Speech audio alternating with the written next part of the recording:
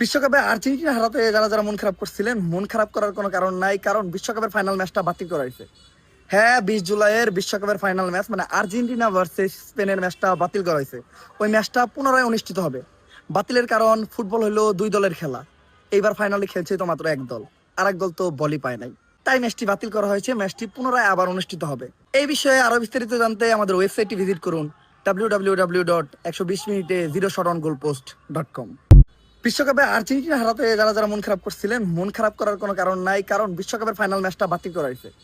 হ্যাঁ, 20 জুলাইয়ের বিশ্বকাপের ফাইনাল ম্যাচ মানে আর্জেন্টিনা ভার্সেস স্পেনের ম্যাচটা বাতিল করা হয়েছে।